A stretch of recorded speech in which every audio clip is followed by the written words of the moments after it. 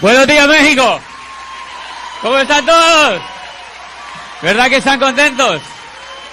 Gracias, buenos días, buenos días. Qué lindos que se ven, bien, qué lindos. Bien, buenas, siéntense, siéntense. Gracias. Oye, pero qué bonito que se ve todo. ¿Están bien contentos?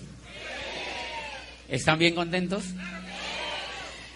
Me alegra muchísimo, muchísimo estar aquí. Gracias a Vladi, a Susana, a todos sus diamantes, a Lauro, a todos los diamantes que están en los grupos de ustedes y que nos hemos hecho tan amigos. Hace poco, yo llegué el martes de una gira que estábamos haciendo por Europa porque habíamos estado en el Club de Diamantes Ejecutivos y en el Club de Diamantes que se hizo en Barcelona y allá estuvimos con todos sus diamantes y cada vez que nos encontramos nos hacemos más amigos.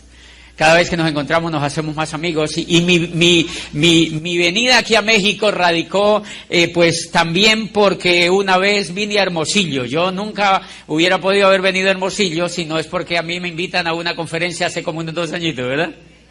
Y entonces ahí arrancó todo eso. Bien, vamos a arrancar con el seminario. Yo quiero saludar a los nuevos. ¿Dónde están los nuevos? Nuevos, ok. Levanten la mano los nuevos, yo quiero ver a los nuevos, ok, los nuevos, bien. Yo quiero que levanten la mano los que son profesionales, ok, qué poco. Después les digo, después voy a reírme bien bonito, ok.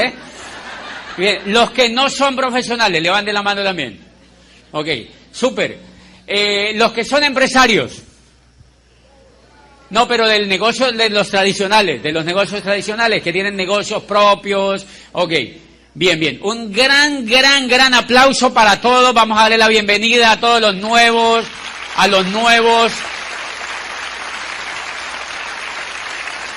Bien. Y por último le vamos a dar un aplauso a los nuevones.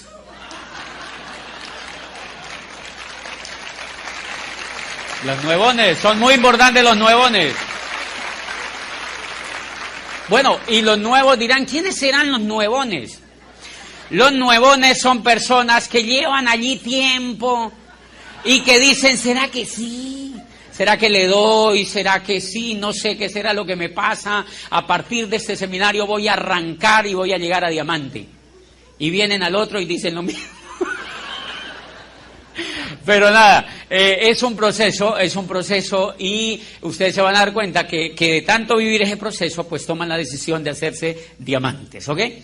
Yo amo mucho venir a México. Ahora en el carro que venían los hosts me preguntaban que qué era lo que más me gustaba a mí de este negocio. Y yo le decía, lo que más me gusta de este negocio es la gente.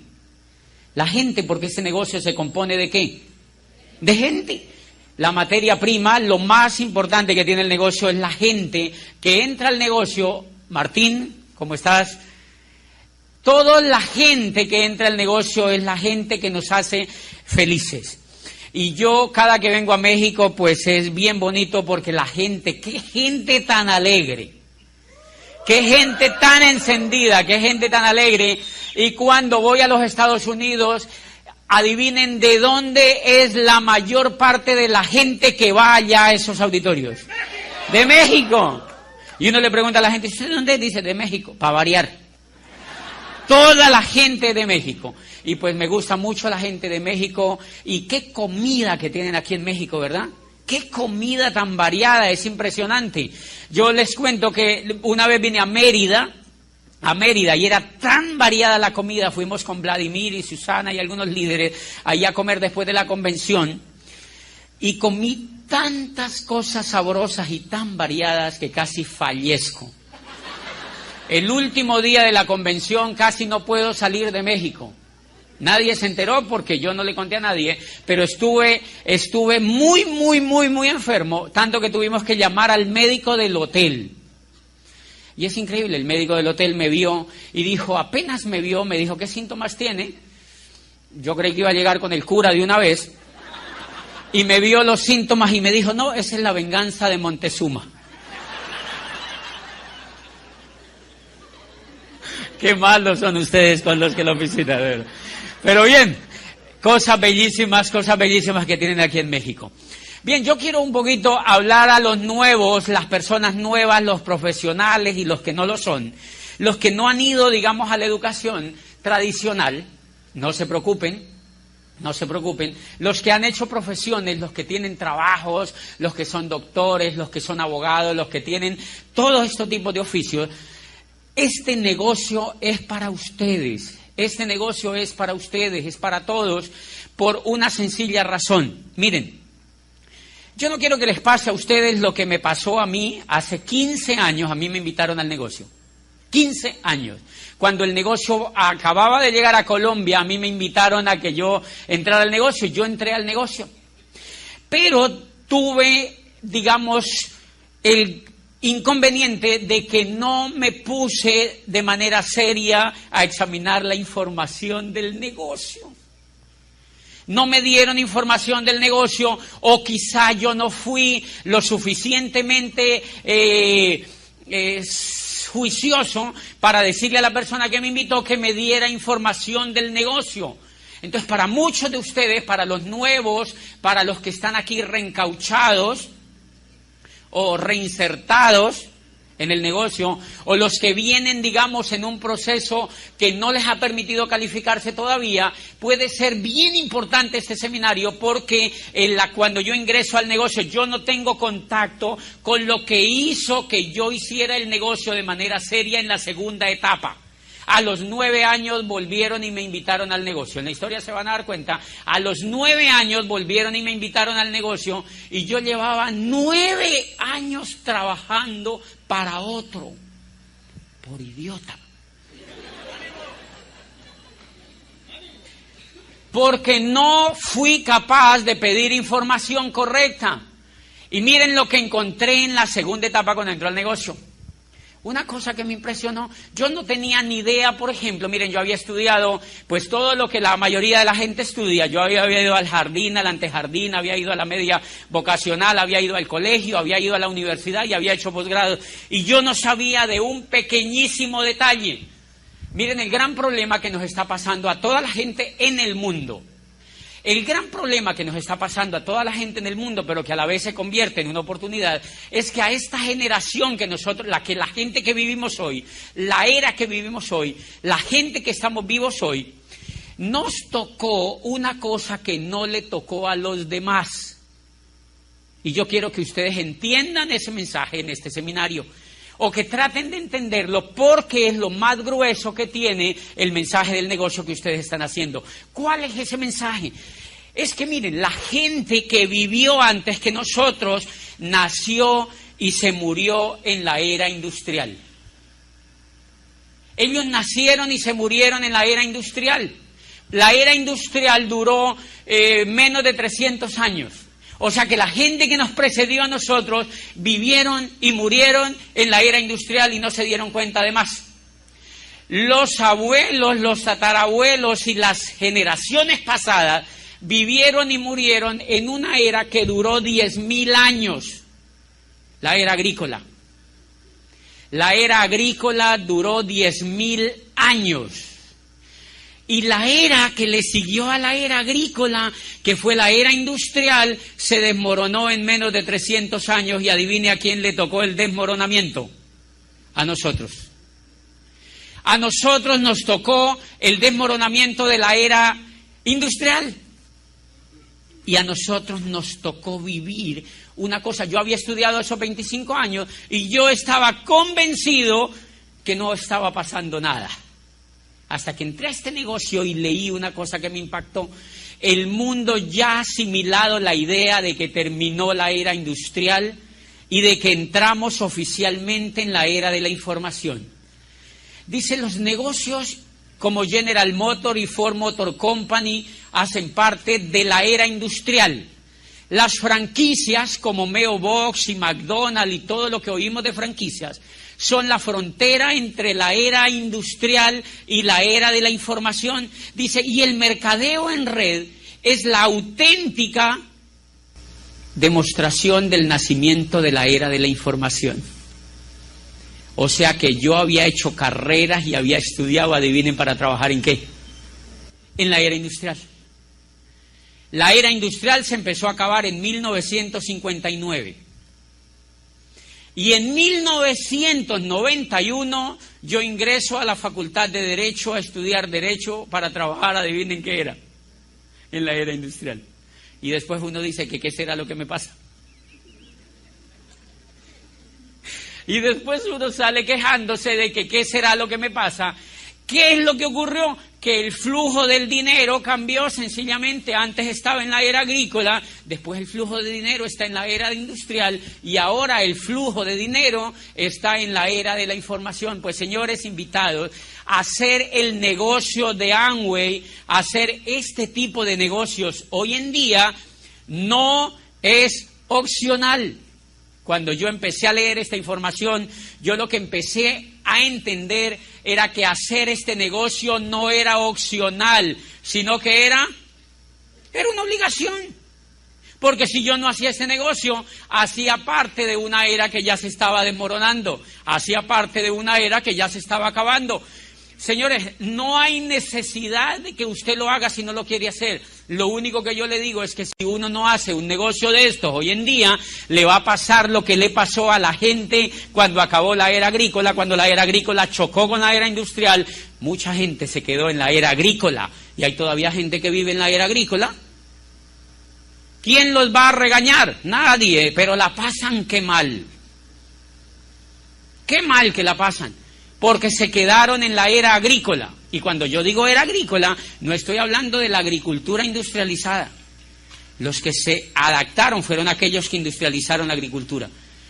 Pero el pequeño campesino que se quedó en la tierra, se quedó con el esquema de la era agrícola. Y a mal que la pasa, esa persona es muy difícil que pueda salir adelante, porque ya se le pasaron dos eras. La era agrícola, se le pasó por la era industrial, y ahora ya está en la tercera era, que es la era de la información. Este negocio me hizo descubrir esa información. Estaba al portas de hacer un negocio que estaba en la era de la información y yo no sabía, claro, cómo iba yo a tener resultados financieros importantes, cómo iba yo a tener un desarrollo profesional importante si estaba equivocado de era. Número uno. Y número dos, quiero que entiendan una cosa, que para que ustedes los nuevos y los no tan nuevos tomen decisiones de por qué correr el negocio, se tienen que hacer profesionales en el negocio. Se tienen que hacer profesionales en el negocio. Y quiero que descubran hoy una cosa importante, y es que el negocio de Amway, cuando usted le cuenta el negocio a una persona, la gente cree que nosotros le hablamos de un negocio de productos. ¿Se han dado cuenta? La mayoría de la gente cuando conoce el negocio de Amway cree que nosotros le estamos hablando de un negocio de productos. Y la gran mayoría de la gente reacciona de manera rápida diciendo que no les interesa, porque muchas veces nosotros comunicamos mal ese proyecto. Una de las cosas, y yo quiero compartirles hoy, una de las cosas que a mí me favoreció para levantar el negocio a nivel de diamante en una ciudad un poquitito más grande que Guaymas, tiene 280,000 habitantes, una ciudad donde nadie creía en esto, una ciudad que ya estaba completamente desgastada con el esquema del negocio, y yo lo pude levantar por una sola razón, porque me volví de alguna manera mejor comunicador que los que habían existido antes en el negocio. Cuando yo entendí que el negocio no era un negocio de productos, sino un negocio de información, allí cambió todo. Cuando yo entendí que el negocio era un negocio de información, entonces yo visitaba al doctor y yo no le hablaba de productos. ¿Adivine de qué le hablaba? De información. Ponía enfrente de él la información. Y adivine qué hace la información. Mueve los productos. Es raro. Pero así ocurre. Yo empezaba a decirle a las personas de la información, por ejemplo, compartirles que estábamos haciendo un proyecto, una empresa de construcción de redes, y que esa empresa pertenecía a la era de la información. Y resulta que la mayoría de la gente no sabía, como yo antes, que habíamos cambiado de era. ¿Han visto la gente cómo se queja? ¿Han visto la cantidad de gente quejándose allá afuera de la economía? Quejándose allá afuera de la economía. Señores, ¿quiénes de los de aquí son economistas? Levanten la mano los economistas. Ok, levanten la mano, déjenme allí levantada la mano los economistas. ¡Qué susto! Economistas, tengo que preguntar quiénes son economistas, porque lo que les voy a contar tiene que ver con la economía. Una de las cosas, ¿cómo ustedes pueden entender esto?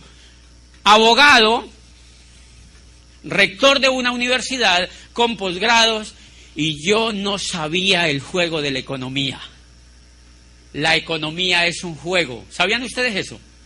La economía es un juego que lo que pasa es que la saben jugar unos pocos. La economía es un juego que lo saben jugar unos pocos y sencillamente los que no la aprenden a jugar se atienden a las consecuencias.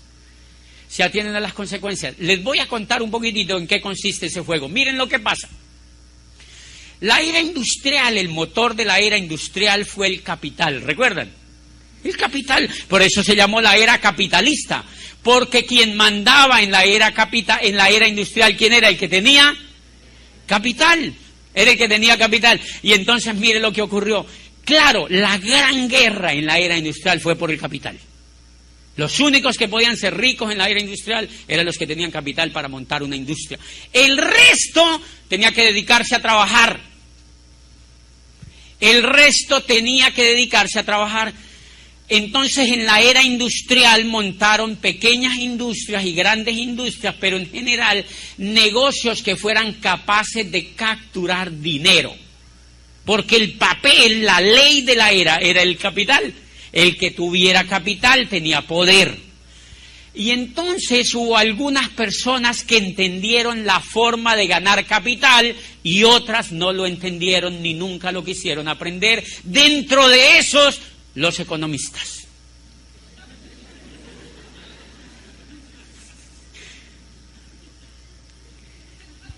Qué susto, ¿verdad?, esa afirmación. Porque miren, ¿qué fue lo que pasó? Miren lo que ocurre, el modelito de la era industrial. Cuando el modelo, no solamente la educación tradicional, sino todo, lo que educa, que es la tele, que es la gente, que es la asociación, que son las relaciones entre nosotros mismos, todo eso educa, no es solo la escuela, todo educa. ¿Cómo empezó a funcionar eso? Miren, recuerden que la era industrial se raptó muchas de las cosas privadas que nosotros teníamos. Antes de la era industrial, adivinen dónde cuidaban los enfermos. En la casa. Pero alguien, un capitalista, armó una cosa que se llamó hospital.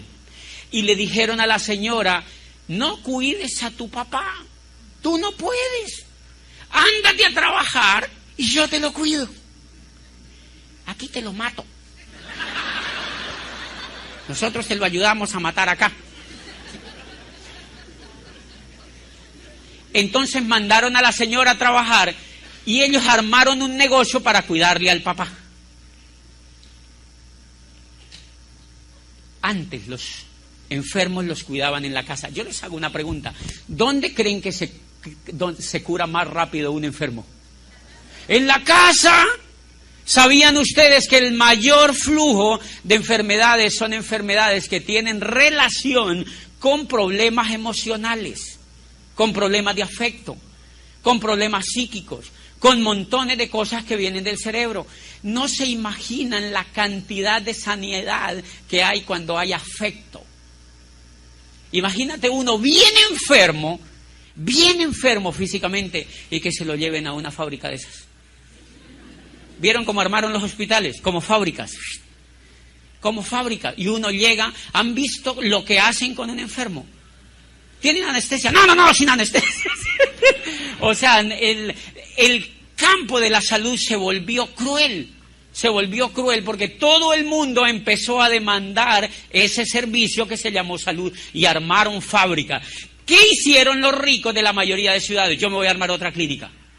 Entonces armaban una clínica aquí y le ponían otra clínica al lado. Clínicas, porque ese era un gran negocio.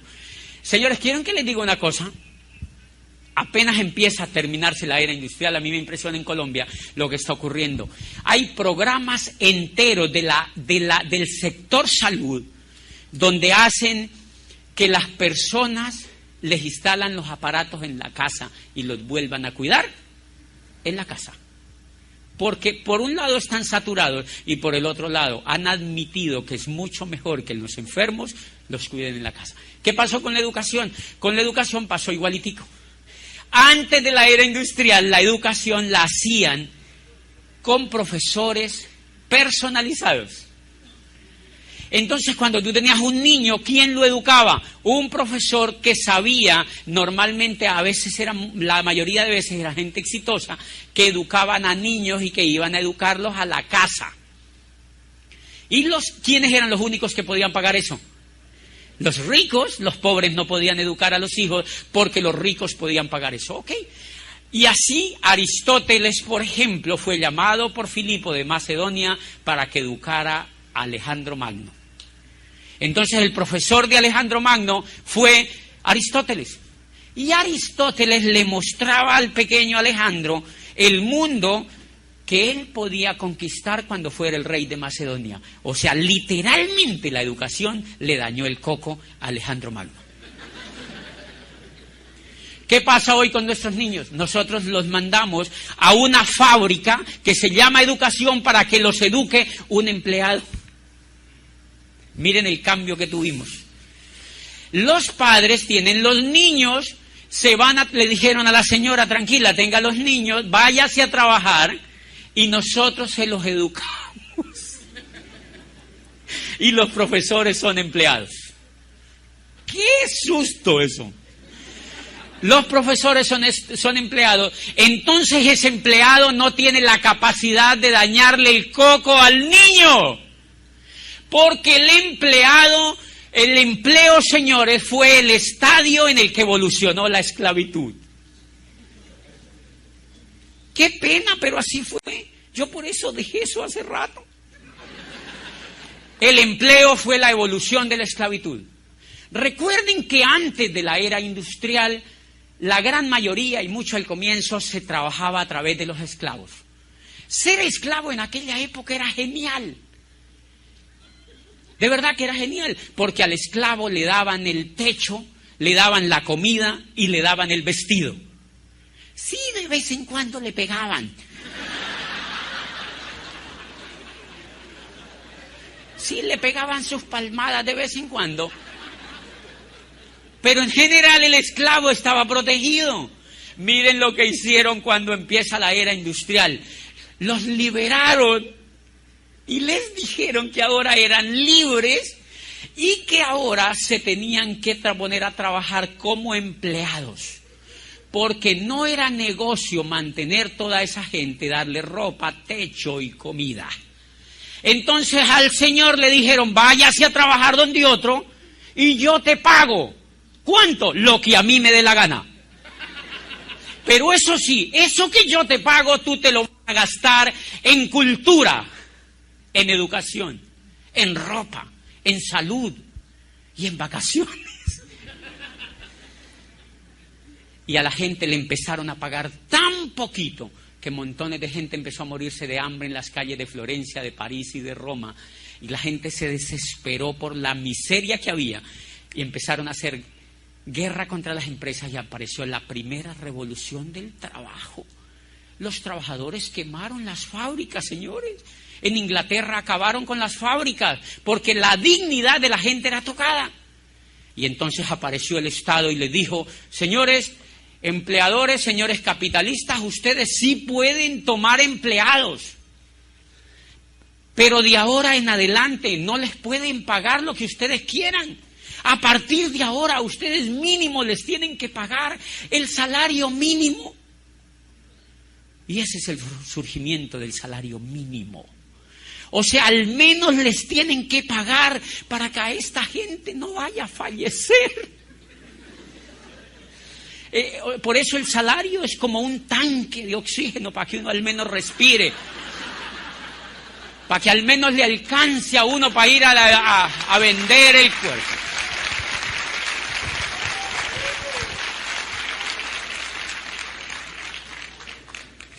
Por eso el salario mínimo fue tan bajo.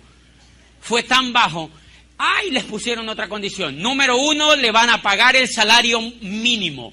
Número 2, no les pueden pegar. Por eso es que a uno como empleado no le pegan. Si les pegan, denuncien. Eso no se puede hacer. Por eso como empleado a uno no le pegan. ¿Cómo le empezaron a pegar? Emocionalmente, ya no le pegan físicamente.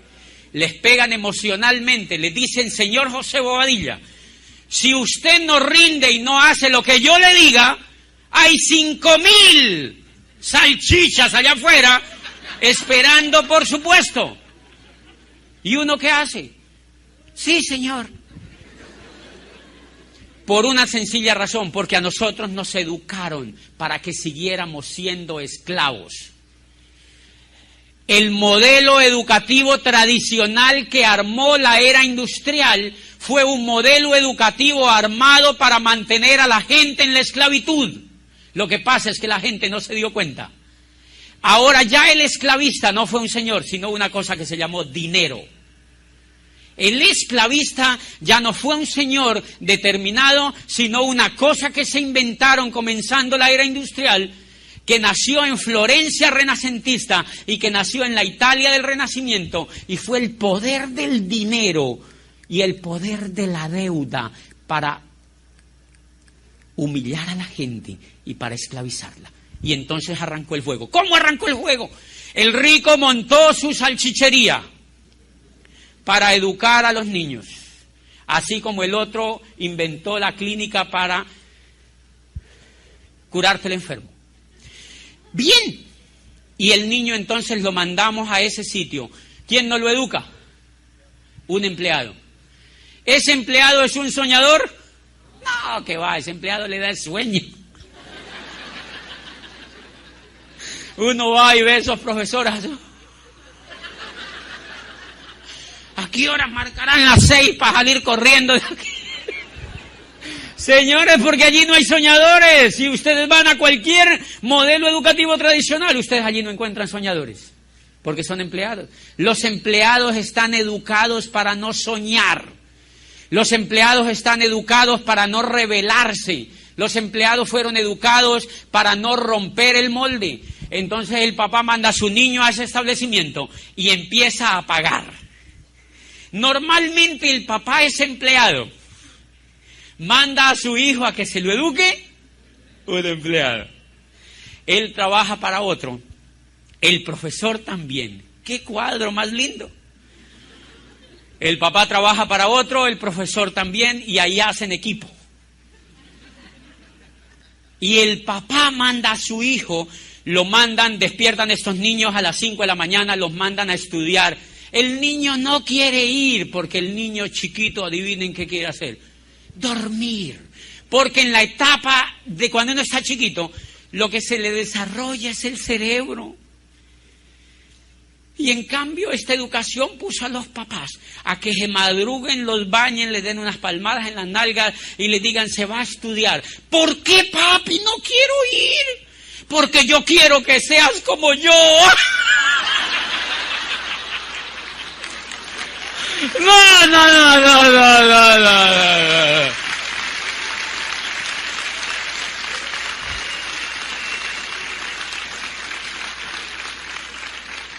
Porque yo quiero que seas como yo. Al niño lo único que le falta decir es: papi, hello. Hello. Señores, los niños se están rebelando hoy en día con la educación. ¿No se han dado cuenta? ¿Saben por qué los niños no quieren estudiar hoy en día? Los niños no quieren estudiar hoy en día porque no les convence el estilo de vida que llevan sus papás. Porque ellos ven todo eso. No les convence el estilo de vida que llevan sus papás. Pero lo más lindo es que metemos a los niños, lo más cruel es que los metemos en un juego increíble. Mandamos al niño al jardín. ¿De quién es el jardín? ¿De un pobre o de un rico? Normalmente no es ni de un pobre ni de un rico, pero es de alguien que tiene más dinero que uno.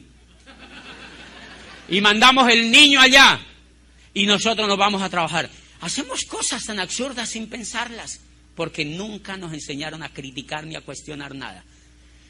Y entonces mandamos el niño allá y el papá va y trabaja y gasta esa plata pagándole a otro que es el dueño del colegio, del jardín del niño. Allí se va la plata que el papá gana. Después lo mandamos al colegio, a la escuela, a que le enseñen a ser quebrados. Yo quiero preguntarles a ustedes, ¿para qué rayos les han servido los quebrados? Para quebrarlos, ¿verdad? Para mantenerlo a uno quebrado. Todos los que nos jorobaron la vida con quebrados, aprendiendo a dividir, a multiplicar, sacándole la hipotenusa a una lonchera. Pero no tenemos para hacer el mercado. Porque a esta gente no le importa la información ni tu futuro. Le importa que dejes el dinero allá. Porque están en la era industrial, señores. Un modelo de la era industrial. El papá va y deja el dinero allá y le deja también el muchachito para que le dañen el coco allá. Y entonces, cuando el niño va al colegio, el niño empieza en la escuela a aprender cosas que él no quiere. Pero le dicen, sígalas aprendiendo porque yo pago, le dice el papá. Un niño que deje de ir a la escuela es un niño que es un paria en la casa. ¿Quién va a querer un niño que no vaya a la escuela? ¿Los papás lo dejan de querer? El niño se siente presionado por la familia para ir a todo ese tipo de cosas. Y el niño lo mandan a las 7 de la mañana y lo sacan a la 1. Lo levantan a las 7 y lo sacan a la 1. Adivinen qué está formando una mentalidad perfecta de empleado. El niño tampoco se puede revelar a la profesora, porque si él se le revela a la profesora hace un informe y se lo manda al papá. Un esmeralda mío de Bogotá, que es espectacular, tiene un niño chiquito. Lo mandó a unas cosas de estas. El profesor le manda un examen. El niño es súper inquieto, es súper brillante, como casi todos los niños. Y el niño se le enfrenta un poco a la profesora de manera respetuosa. Entonces la profesora manda una nota donde el papá y le dice que lo mande donde el psicopedagogo. Y el papá lo lleva donde el psicopedagogo y siguen el proceso y terminan formulándole una pastillita al niño. Y entonces yo le digo al papá, es para que se vuelva idiota como tú. Porque el niño quiere ser como Tomás Alva Edison. Por eso hay tan poca gente triunfadora, porque el niño ya lo están matando desde allí. Pero el tema viene a que el niño se mete en ese proceso y termina en la universidad. ¿Por qué termina en la universidad? Porque todo el mundo le ha dicho que tiene que hacer una carrera. Y el papá colgado no puede pagar la administración. Yo conozco médicos jodidos. No pueden pagar ni la... Hoy en día en Colombia a un médico le pagan 800, por ahí $500. ¡A un médico! Pero la gente le sigue apostando al mismo modelo. Y miren lo lindo, cuando el niño, supóngase que el niño paga él ya la universidad, porque hay niños como yo, que me fui de mi casa, yo también me fui a hacer la carrera, y entonces yo me la pagaba. Normalmente yo veía compañeros que el papá les pagaba la carrera, otros que no se las pagaba el papá. Y cuando esa carrera tú la pagas, o si no tienes plata y la pagas en una cosa privada, tú te endeudas. ¿Se has dado cuenta? Te prestan el dinero, no importa. Me impresionó en Chile, yo voy mucho a Chile, y en Chile encontré en una universidad costosísima que los muchachos firman, los papás de los muchachos y ellos mismos, firman un documento pagaré por toda la carrera. Y si ellos no vuelven a ningún semestre, si se retiran, pagan toda la carrera. O sea, eso funciona en diferentes países de manera diferente, pero allí es así. Si tú te matriculas a un semestre, pagas todos los semestres y no vuelve. Problema tuyo. Te tienes que hacer salchicha. ¿Entiendes? Tienes que hacer el proceso y tienes que hacer el proceso. Pues bien, mire lo interesante. El juego consiste en que en el jardín el papá le paga, en la escuela el papá le paga y en la universidad puede que el papá le paga o el niño paga, el muchacho paga. Cuando termina la universidad el muchacho sale con una deuda. Sale entrenado ya. Sale con una deuda. La cruz a cuesta. Pero profesional. Y uno sale con una deuda. Ok. Lo mantienen dentro del sistema 20 años para darle una licencia para que se vaya a trabajar para otro. Y no nos damos cuenta de la crueldad del sistema. 20 años ahí adentro para darle una licencia para que se vaya a trabajar para otro. Yo recuerdo que cuando graduábamos gente en la universidad, yo era rector. ¡Qué cruel fui! Y se subía la gente a este escenario, los muchachos a graduarse. Yo no había leído lo que he leído hoy con este negocio. Y la gente, nosotros la graduábamos, le dábamos una palmada en la espalda y le decíamos, vayan a ver qué consiguen. Y uno se quedaba como haciendo así allá atrás, porque normalmente estos muchachos vuelven donde el papá y le dice, papá, no hay nada. Porque están entrenados para un modelo que ya no es competitivo. El muchacho entonces sale con una cruz a cuesta, con la primera deuda, y lo mandan a ver qué consigue. ¿Qué va a buscar el muchacho? Trabajo. A él no se le ocurre generar riqueza, sino que se le ocurre conseguir trabajo. Uno dice, y con esa cabezota que tiene, es increíble, se les ocurre buscar trabajo y se van a buscar trabajo, porque ellos se han dado cuenta que el papá trabaja, que la profesora trabaja, que todo el mundo en el entorno trabaja y que normalmente son empleados. Él se va a buscar trabajo, perfecto, va y consigue trabajo. ¿Quién le da el trabajo? ¿Un rico o un pobre? ¿Un rico? Los pobres no dan trabajo. El rico le da un trabajo a ese muchacho y el muchacho se emplea. Y entonces el rico se asegura de pagarle lo menos posible para que ese muchacho jamás se haga rico. Le paga poco. Le paga poco. Y el muchacho empieza a cobrarle a la empresa. Le llega su sueldo mensual. Y el muchacho tiene un sistema educativo que es increíble, y es que él llega a la casa en las noches a ver televisión. Normalmente los papás ya lo echan porque ya tiene trabajo, o él se va de la casa y se va a alquilar un departamento para él. ¿De quién es el departamento? De otro rico. Le pagaron a la universidad de un rico, salió con una deuda, él salió entrenado para trabajar en la escuela, en la empresa de un rico. No tiene dónde vivir, no tiene plata para comprar, entonces alquila el apartamento de un rico. Y como él ya tiene plata, entonces sale al centro comercial y ve plasma, Samsung, Sony, ¡guau! ¡Qué plasmas tan grandes! Y se compra el más grande. Y va y lo pone en la sala de su casa, y cuando él sale cansado de trabajar, va y se sienta en el televisor, y el televisor lo dice. ¿De quién es el televisor? De otro rico. Compra el televisor de otro rico y el televisor le dice que tiene que comprar y dónde lo tiene que comprar. ¿De dónde son esos supermercados? De otro rico. Entonces él gana la plata y va y compra a ese supermercado. Y de pronto ve que no le alcanza el dinero. ¿Alguien se ha dado cuenta de eso? Uno dice, es increíble, no me alcanza el dinero. Al 98% de la gente jamás le alcanza el dinero.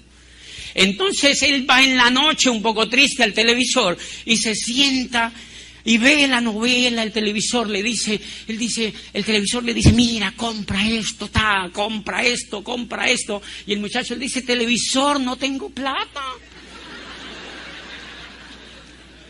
¿No has visto que voy a trabajar, me pagan esto y no me alcanza, y voy y merco y me falta plata? Y el televisor, tranquilo. Tenemos American Express, Diners, Visa, Mastercard. Y el muchacho dice, ¡ay, qué país más lindo! Y al otro día está en un banco haciendo una cola para que le den una Visa, una Mastercard o una American Express. ¿De quiénes son esas cosas? De otro rico, señores. De otro rico, y ahí el muchacho está entrenado para hacer un juego genial. Va y saca la tarjeta de otro rico y entonces va y compra con la tarjeta de otro rico y él ya siente que está con holgura financiera. Como él sigue viendo televisión, él se da cuenta que no tiene carro. El televisor le dice, cómprate un carro nuevo. Y él le dice, televisor, ya te dije que no tengo plata. El televisor le dice, tranquilo, te lo fiamos. Saca tu carro con cómodas cuotas y te lo fiamos. ¿Quién hace el carro? Otro rico. Y él saca el carro. Él sigue y él se siente como, así me sentía yo, con un estatus ya con carro, trajes, corbatas y tarjetas de crédito.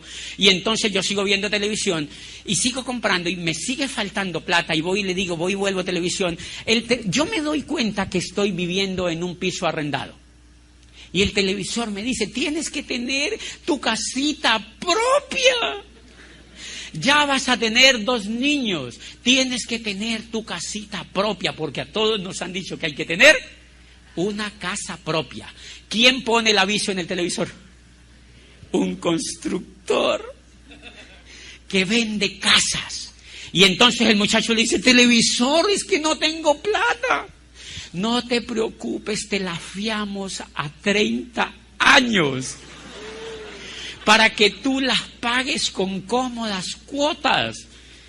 ¿Qué país más lindo? Y va y toma la casa. Entonces ya le debe a la universidad, le debe a las tarjetas, ya le debe al del carro y ahora le debe a la casa. Tiene 29 años y le han dado 30 para pagar la casa. Cuando ese muchacho termine de pagar la casa, ya no tiene ni próstata.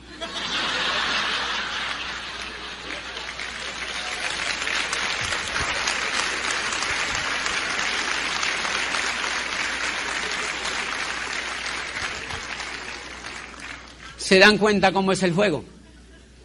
¿Se dan cuenta cómo es el juego? Ese muchacho termina la vida trabajando para otro, jugándole el juego a otro.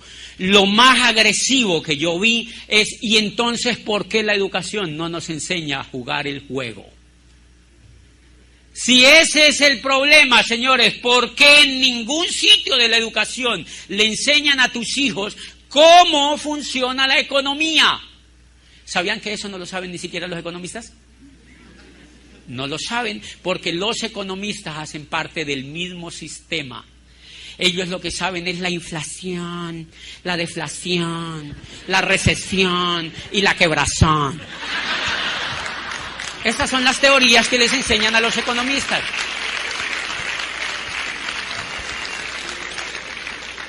Pero jamás le han dicho a esta gente que esa cosa que se llama economía es un juego que alguien lo manipula, que alguien lo maneja, y ese juego se llama economía. ¿Cuán caro nos cuesta que no nos enseñen a manejar el juego de la economía desde la educación, señores? Por eso la educación que está diseñada, en la que van la mayoría de los hijos, en la que fuimos la mayoría de la gente, es una educación diseñada para ser pobres. Es una educación diseñada para que la mayoría de la gente se quede pobre. Y si no me creen a mí, pues ojalá me crean, pero si no me creen a mí, léanse un libro de Robert Kiyosaki que se llama La conspiración de los ricos, donde dice expresamente que el modelo educativo que impera en todo el mundo occidental es un modelo educativo que lo armaron en los Estados Unidos simplemente y lo exportaron a todos los países, todo el mundo lo copió, que radica en que simplemente a la gente no se le da información financiera. Y el negocio consiste, entre más analfabetas financieros formen, mejor. ¿En qué se sustenta la economía norteamericana? ¿En la deuda? Miren los informes, sale el presidente, dice, la gente está consumiendo un poco más y el crédito se ha disparado. O sea, la gente sigue siendo idiota. La gente se está endeudando. ¿Sabían ustedes que en Estados Unidos y en cualquier país de lo de nosotros, si la gente se deja de endeudar, la economía perece? Si la gente se deja de endeudar, la economía perece. Primer mensaje de esta tarde. Este negocio, el que usted ingresó, le va a enseñar a jugar ese juego.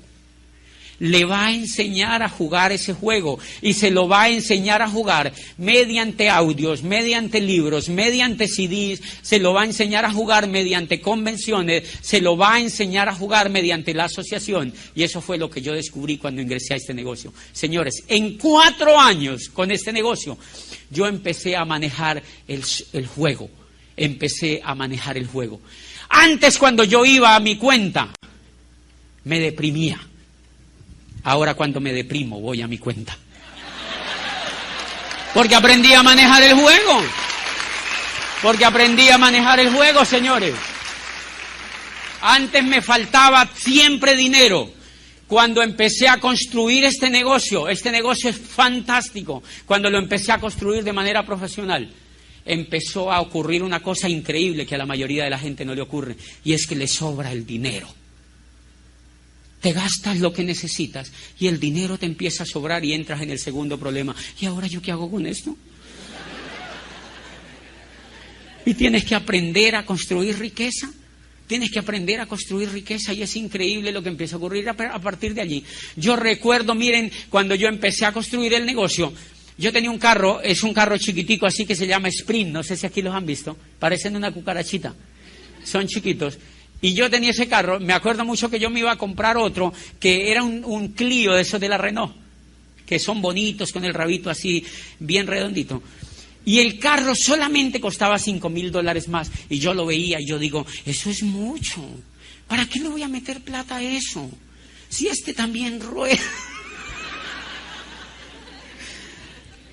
Yo no vine aquí a volverme pedante con ustedes, porque esto no es solamente para conseguir dinero, sino para conseguir la libertad. Lo único que les quiero decir es que antes de irme para Europa, fui a un concesionario de la Mercedes y me compré un Mercedes SLK, que es así descapotable. Tiene 2 plazas, cabe sino el ego y yo. Y entonces me compré ese carro y yo ya tenía 2 camionetas en mi casa. Entonces yo lo llevo a mi casa con las ganas de vender las otras y yo digo, ay, no las voy a vender, los voy a dejar ahí. Pero hoy cuando yo me subo a esos carros, yo digo, es increíble, yo cómo andaba en esas porquerías antes. ¿Cómo andaba yo en esas porquerías que casi se veía la tierra desde el carro? ¿Qué cambió? La relación que tenía con la economía. La relación que tenía con la economía. Señores, fundamental, este negocio se hace para generar libertad. Este negocio se hace para generar libertad. Una vez un ser humano empieza a generar libertad, ese ser humano empieza a humanizarse y ese ser humano empieza a ser más feliz. Es increíble la felicidad que yo estoy en este negocio, se ha incrementado en un índice impresionante desde que empecé a entender que el control del juego lo tenía yo. Y es increíble lo que pasa. Edúquense en el negocio, porque las crisis que vienen van a ser aterradoras. La era industrial, como nos tocó el cruce de la terminación de la era industrial y el nacimiento de la era de la información, el empleo cada vez va a ser más degenerado. Cada vez el empleo va a ser más degenerado. Les pongo un ejemplo. En Chile aprobó el gobierno una ley que permite contratar a los muchachos que salen de la universidad sin pagarle prestaciones sociales. Legal. 0 prestaciones sociales. Yo no sé si en México ya hay atisbos de eso. Pero para acá viene todo eso porque eso se lo copian. Chile es el espejo de las leyes en América Latina porque es la tierra de don Andrés Bello. Entonces los congresistas, por no usar el coco, copian las leyes. Dicen, ay, no, eso allá ya funciona, traigámosla para acá. Normalmente eso lo empiezan a copiar y en Colombia lo copiaron, ya está en Colombia y lo usan a través de cooperativas. La gente la contratan a través de cooperativas para pagarle 0 prestaciones sociales. El regreso de la esclavitud otra vez. Señores, es imperativo aprender a tener un negocio propio. Y entonces yo quiero, ¿quién me da tiempo, por favor, de los que manejan el asunto? Es que sí, pero no se ve nada. Ok, ya estoy aquí. ¿Quedan claras esas 2 cosas? Número, el juego de la economía. Por eso yo entendí que no tenía que perder el tiempo. Por eso yo cuando veo gente que está haciendo el negocio, yo le digo, ¿en qué vas? Y dicen, no, ahí probándole. ahí intentándolo. Digo, él no ha entendido. Mi no entender. Esta persona no ha entendido. Y yo quiero que anoten una cosa, pero yo se la voy a explicar porque me da susto que ustedes no se la lleven de granada. El negocio de Amway no tiene nada que ver con vender. Qué susto, ¿no? Ustedes han notado que la mayoría de la gente allá afuera dice, ay, no, a mí no me gusta vender productos. Ese es el quiz de todo el negocio. La gente cree, sí, el señor es un abogado prestigioso y está así todo bonito en la oficina y yo voy y le muestro y dice, ay, ¿yo cómo voy a poner a vender los tarros? Le da susto, porque él ve la visión que tiene del negocio, él cree que es para vender productos. Señores, el negocio no tiene nada que ver con vender, el negocio tiene que ver con entender. ¿Está enredado? Cuando yo entiendo que la era industrial se acabó, cuando yo entiendo que si yo no hago rápido algo hoy en día voy a tener muchos problemas, cuando yo entiendo y tengo información, señores, yo empiezo a hacer lo que haya que hacer para tener el resultado. Les pongo un ejemplo. La mayoría de la gente, señores, tiene problemas en transmitir el negocio. A mí me dicen, ¿cuál es la mayor dificultad que usted tuvo en el negocio? Y la mayor dificultad es saber comunicar el negocio. Esa es la mayor dificultad, es saber comunicar el negocio, porque en la comunicación del negocio es donde la gente a uno le saca la lengua. Ahí es donde la mayoría de la gente se estrella porque no ha aprendido a comunicar el negocio. Les pongo un ejemplo. Yo tengo un médico en una ciudad de estas, un médico prestigioso. Yo quiero contarle el negocio. El señor médico, gineco, no sé qué rayos, se las conocía todas en esa área.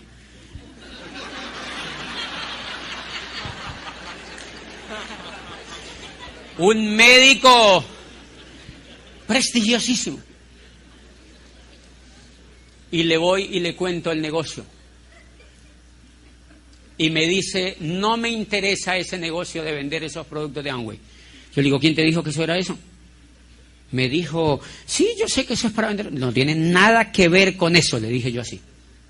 Yo le garantizo que no tiene nada que ver con eso. Me dice, ¿en serio? Sí. Dijo, ok, entonces sí me interesa. Yo le dije, mira, hagamos una cosa, regístrese y le contamos el negocio de Amway. ¿Sabe qué tiene que ver? El negocio de Amway tiene que ver con construir una organización. Si el señor es un médico prestigioso y él cree que el negocio es vender productos, ¿él se emociona o no se emociona? Él no se emociona, pero si yo le digo a él que vamos a construir una organización, el señor dice, ay, ese médico me dijo, eso sí me gusta. Y no tengo que vender nada. Le dije, nada es nada, jurado con la Biblia. Nada. Me dijo, ok, me interesa. Dame una lista de tus mejores amigos, no me vaya a dar babosos. Tienes que darme una lista de gente que tú admires y respetes, de gente triunfadora. Me dijo, tengo montones, colegas, pasa para acá eso. Y yo empecé a sacarle la lista. Le dejé claro eso. Yo lo supe contactar, le quité ese miedo que tenía y le saqué una lista. Y le digo, ¿cómo se llama el primero? Y me dice, Mariano Ospina Castro. ¿Qué hace? Es un ginecólogo también, no sé qué, dame el celular. Otro, María la Bandida. Otro, no sé qué, Napoleón. Dame otro. Julián Lancheros, dame otro. Y me daba, y yo me sentía como ordeñando una vaca.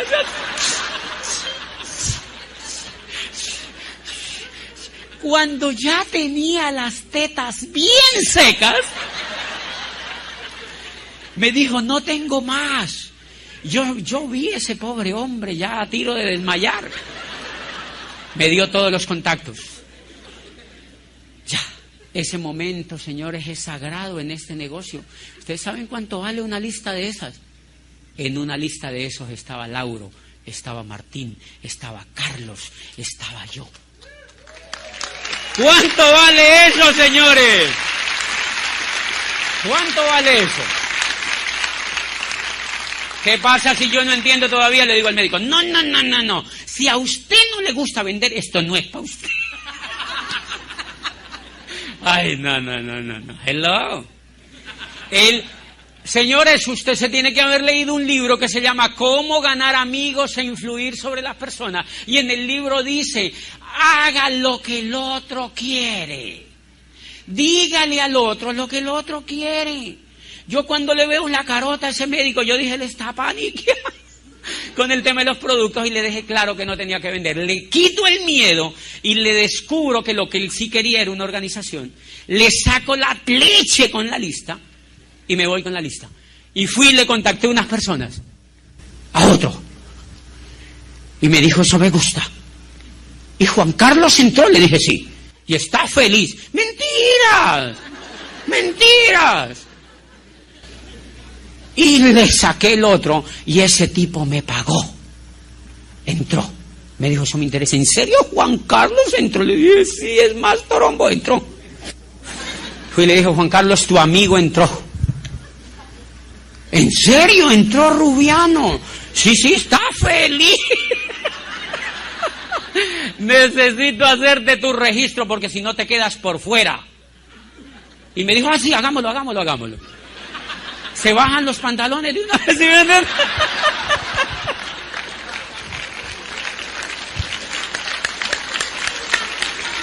No era que no quería. Y me dijo, listo, hagámosle. No era que no quería. Y lo dejé allí. Me hago amigo del Señor y el Señor me arma una reunión. Me armó una reunión y allí auspiciamos como 4 personas. Y uno de estos se disparó a dar planes.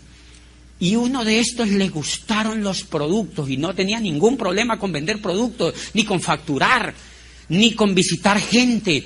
No, quería el resultado. Y entonces, ¡ay, qué lindo esto! El médico Juan Carlos, una noche del cierre, íbamos llegando a 2.800 puntos. Y yo le decía a la mujer, dile que se meta a la página. Malo yo. Se metieron a la página. Y el médico me llama y me dice, oye, hay 2.800 puntos. Yo le digo, ¿y tú qué crees? Y me dice, pues que estoy ya por encima del 12. Yo le dije, claro, está llegando al 15. Está llegando al 15%. Y me dice, ¿será que llegó al 15? Yo le digo, yo no tengo ni idea. Pero está pendiente de la página. Yo sí tenía ideita. Y entonces el médico, pasamos como a 2.900 puntos y me dijo, faltan 1.100 puntos. Faltaba 1 hora para el cierre y me dijo, ¿será que los compro yo? Y entonces yo le dije, yo no tengo ni idea, médico, pregúntale a tu mujer, porque la mujer es la que lo coge. Entonces yo le dije, pregúntale a tu mujer a ver qué dice. Y me dijo, no, ya hablé con ella y me dijo que sí. Me llamó al ratico y me dijo, yo los voy a comprar, me voy a poner al 15. Le dije, hagamos una cosa.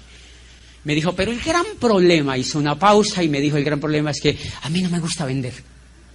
Yo le dije, ok, bueno, ¿y qué piensas? Habla con tu mujer. Me dijo, no, igual lo vamos a hacer. No te preocupes. Yo le dije, no te preocupes, que eso no tiene nada que ver. ¿Tú quieres ser empresario o vendedor? Y me dijo, no, empresario. Le dije, ok, entonces pedí eso. Le di la patadita y la buena suerte. Y pidió los 1.100 puntos. Las pidió, se cerró el 15. Le dije, yo te reconozco en el seminario. Yo fui y lo reconocí al seminario. Y miren lo lindo. Como a los 8 o 15 días me llamó y me dijo, José, ya me llegaron esas cajas.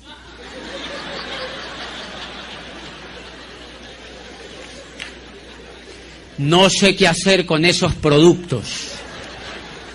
Mi mujer ya me empezó a dar cantaleta con eso. Usted sabe que a mí no me gusta vender, a mí no me queda tiempo. Yo le dije, ok, no te preocupes, déjame que yo voy para tu casa. ¿Tú en qué piso vives? Y me dije, yo vivo en el piso 23. Le dije, ok. ¿Tú tienes ventanas grandes allí en ese edificio? Y me dijo, sí. Yo le dije, ok. Entonces vas a coger las cajas que te llegaron, ponlas enfrente de la ventana, destápalas y empieza a mandar por las ventanas LOC, betacaroteno, Disdrol, omega 3, esponjillas, mándalas por la ventana. Ojo, no vas a matar a alguien con esos sarros, ¿no? Hizo una pausa y me dijo, ¿cómo los voy a botar? ¿No ve que me costaron como más de $2.000? Yo le dije, entonces, ¿qué tal si los vende? Y dijo,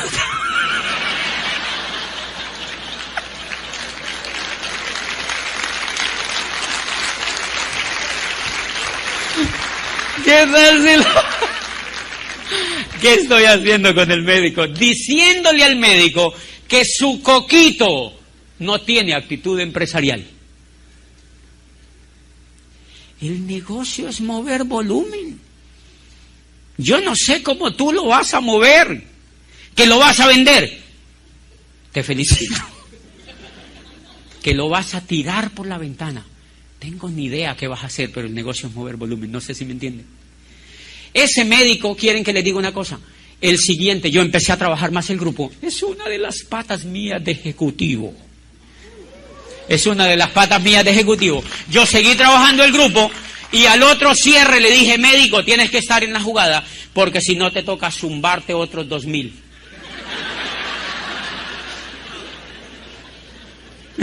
Y me decía, no, ya me la estoy pidiendo. Y adivinen qué hizo, señores. A partir de ese momento, el médico se mueve un 9% personal hacia arriba. Y me dice, es lo mejor que me ha pasado en mi vida. Nunca antes estábamos tan felices haciendo algo con mi mujer como en este negocio que tú me has presentado. ¿No era que no quería vender?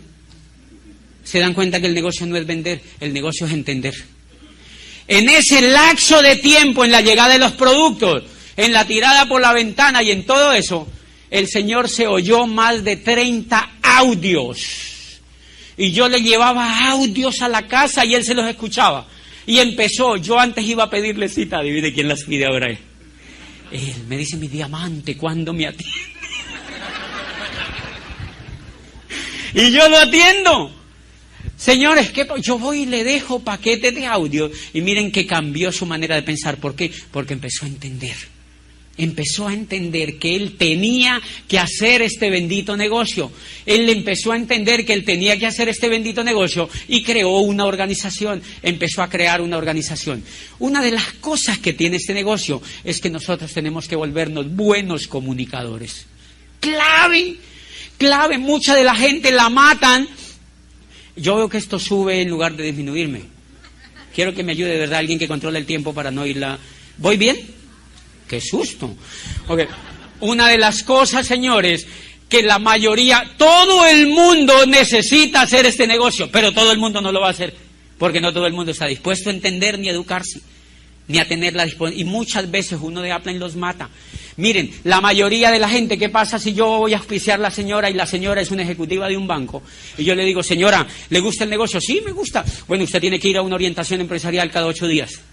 Usted tiene que ir a un seminario cada mes. Usted tiene que ir a una convención, normalmente no es en su ciudad, y usted tiene que pagar la entrada, y usted debe comprar un paquete del mes que se llama PEC. ¿Qué creen que dice la señora? Fallece en el instante. ¿Sí me entienden? Fíjense que es sutil, matamos a la gente por errores sencillos de comunicación. La señora sí quiere hacer el negocio, pero yo tengo que tener algún elemento que me permita, número uno, y nunca se les olvide de esto, yo me tengo que hacer amigo de ella. Y una vez yo me haga amigo de ella, ella me dice, ¿y qué es lo que hay en estos días? Si ella se va para algo, y poquito a poco la voy pegando. ¿Cómo es la similitud que yo les puedo dar con eso para que nunca se les olvide? ¿Quiénes de los que están aquí tienen hijos? Levanten la mano. ¿Ok? Ahora sí, ¿quiénes de las mamás que están aquí han tenido hijos? Obviamente mamás. Levanten las mamás que han tenido hijos. Perfecto.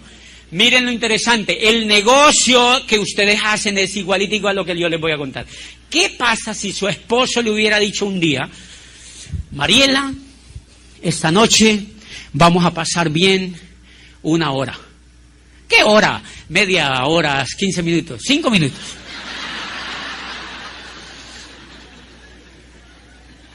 Pero yo no he dicho haciendo qué. Mariela, vamos a pasar bien ese tiempo. Después, tú vas a empezar a sentir mareos. Al otro día, en la semana, vas a empezar a sentir mareos. Va a empezar a crecer dentro de tu vientre un bebé, un nuevo ser humano. Y tú vas a estar maluca desde allí, vas a tener problemas de salud. Tu vientre va a empezar a aumentar. Tus caderas se van a hinchar. las venas de las piernas se pueden brotar y tú puedes empezar a caminar así. No puedes comer todo lo que quieras porque no te puedes engordar. Ni puedes tomar ningún medicamento así estés enferma porque puedes dañar el bebé que va por dentro. Te tienes que aguantar con eso 9 meses. Y al cabo de 9 meses hay 2 posibilidades. Número 1, te van a abrir el estómago con una navaja, te van a hacer una cesárea y te van a sacar un niño. Tu vientre nunca va a volver a ser igual porque te van a cortar el estómago. Y número 2, lo puedes tener de forma natural, que no es otra cosa que es más o menos la sensación como cogerse el labio y darle 3 vueltas así.